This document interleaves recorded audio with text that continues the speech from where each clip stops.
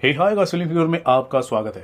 दोस्तों, ऐसा बहुत ही कम होता है जब आप कोई फिल्म देखते हैं और फिल्म के अंत में जब आपने फिल्म पूरी कंप्लीट कर ली है तो उसके काफ़ी देर तक आप स्तब्ध हो जाते हैं। आप कुछ बोल नहीं पाते, आप ना उठते हैं, बिल्कुल आप सोच में आप रह जाते हैं। ऐसा बहुत ही कम फिल्म होती है। उन्हीं फिल्मों में से एक है, फिल्म का नाम है छत्रपति संभाजी। जी हाँ, मैं हमेशा से कहता आया हूँ कि जो मराठी सिनेमा है वो बहुत ही सिंसियर इंडस्ट्री है और यहाँ पर बहुत ही अच्छी फिल्में बनती हैं, लेकिन उतना बजट नहीं मिल पाता। लेकिन जिस बजट में और जिस सिंसियरिटी के साथ ये फिल्म बनाई गई है, और जब मैंने इसे देखा तो देखते वक्त मैं बिल्कुल स्तब्ध हो गया। अंत में तो मैं कुछ समझ ही नहीं पा रहा था मैं क्या करूँ। मेरी बोलती बंद हो गई थी फिल्म को देखते वक्त। फिल्म जो है आप ना ना जो आई थी पावन खिंड कुछ वैसी नहीं है, ना ही वो तानाजी जैसी फिल्म है। फिल्म जो है एक सिंसियरिटी के साथ एक जो कहानी है, जो स्टोरी लाइन है, जो इतिहास है, उसको बिल्कुल कट टू कट ध्यान में रखते हुए बनाई गई है।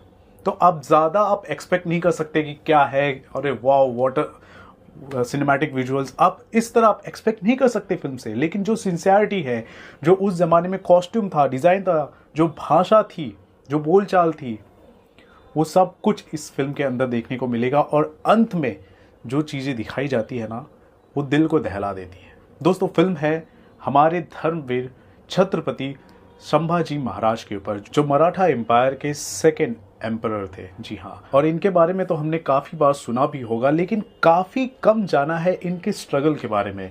शुरुआत से उनके यंग एज में ही किस हिसाब से उनका स्ट्रगल होता है। बहुत ही कम उम्र में उन्होंने अपनी माँ को खो दिया, फिर उसके कुछ वक्त बाद वो अपनी दादी माँ को भी खो देते हैं, फिर उसके बाद अपने पिता को, छत्रपति शिवाजी महाराज को भी खो देते हैं।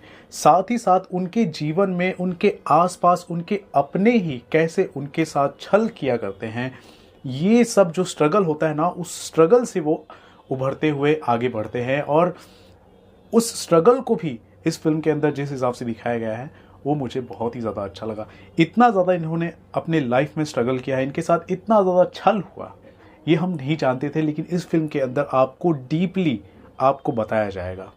तो वो मुझे बहुत ही ज़्यादा अच्छा लगा। और इतिहास के साथ कोई छेड़छाड़ नहीं की गई है, बिल्कुल जो इतिहास है उसको बताने की कोशिश की गई है। और अंत में जिस हिसाब से उनको कैप्चर किया जाता है मुग़ल सेना द्वारा, फिर उनका किस हिसाब से टॉर्चर होता है और उनको किस हिसाब से एग्जीक्यूट किया जाता है, वो सब कुछ इस फिल्म के अंदर दिखाया गया है। अब छत्रपति संभाजी महाराज तो बहुत ही बहादुर राजा थे, शूरवीर थे। उन्होंने मेरे ख्याल से 9 से ज़्यादा बड़ी लड़ाइयाँ लड़ी है और सभी को वो जीते हैं। इनफैक्ट अपने आखिरी लड़ाई में भी वो जीते, लेकिन उसके बावजूद वो कैप्चर हो गए। तो कैप्चर क्यों हुए? तो कैप्चर होने का जो मेन रीज़न था, उनके ही खुद के सगे ने, उनके खुद के जो साले थे जिनका नाम था गानूजी शिर्के, उन्होंने अपने बदले और कुछ लालच की आड़ में मुगल सेना के साथ संभाजी महाराज के लोकेशन की जानकारी दी, जिनके बाद धोखे से संभाजी महाराज को कैप्चर किया गया। अब ये पूरा जो सीन है, सिनेरियो है, हम कहीं ना कहीं थोड़ा बहुत सुनते आए थे, लेकिन डीपली हम नहीं देख पाते थे, हम नहीं समझ पाते थे, क्योंकि इसके बारे में बताया ही नहीं गया था ज़्यादातर डीपली तरीके से, ना ही हमारे इतिहास में, ना ही हमारे टेलीविज़न सीरीज़ हो या फिर फिल्म हो। लेकिन इस फिल्म के अंदर बहुत ही बोल्ड तरीके से दिखाया गया है, वो मुझे बहुत ही ज़्यादा अच्छा लगा। मैं हमारे जो इतिहासकार है, जो हमें स्कूल में जो पढ़ाते थे, जिस हिसाब से औरंगजेब के बारे में पढ़ाते थे, जिस हिसाब से इन्वेडर्स के बारे में पढ़ाते थे, मैं काफ़ी मतलब मुझे तरस आता है ऐसे लोगों पर कि कैसे वो किया करते थे। और हम जैसे हम जो मिलीनियल्स हैं, जो स्पेशली हमारा जो पूरा जनरेशन है, इसी चीज़ों को पढ़ने में समझने में गया है कि औरंगजेब कौन था, अकबर कौन था, इन्वेडर्स कौन थे, उनकी महिमा मंडन में चला गया। लेकिन बाद में असली जो सच्चाई है, असली जो इतिहास है, वो बताया जा रहा है।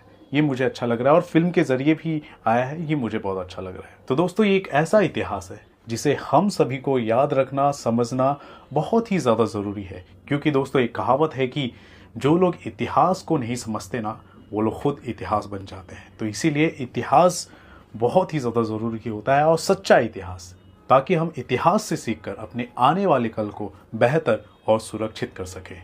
सो गाइस, बिल्कुल अभी तक मैं स्तब्ध हूँ फिल्म को देखने के बाद। और जो अंत में जिस हिसाब से उनके साथ जो टॉर्चर किया जाता है वो आप सह नहीं सकते, उसको आप नहीं सह सकते। सोचिए, आप देख रहे हैं, आपको इतनी तकलीफ हो रही है, लेकिन जो टॉर्चर छत्रपति संभाजी महाराज ने जो सहा वो कितने बड़ी बात होगी, कितनी बहादुर की बात होगी। उन्होंने अपने धर्म को नहीं छोड़ा, धर्म के लिए वो मरे। ठीक है, दूसरे धर्म जो होते हैं उनकी जो रक्षा होती है वो रक्षा करना भी जानते थे, और अपने धर्म की जो होती है रक्षा करना वो भी जानते थे।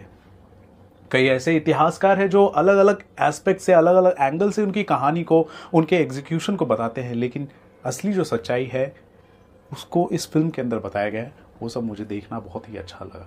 तो छत्रपति संभाजी ये जो फिल्म है बहुत ही अच्छी फिल्म है, आप इस फिल्म को देख सकते हैं। और मेरे ख्याल से हिंदी भाषी भी इस फिल्म को देख सकते हैं, क्योंकि काफ़ी ज़्यादा जो फिल्म के अंदर जो संवाद है वो आपको हिंदी या उर्दू में नज़र आएगा, तो आपको अच्छा लगेगा।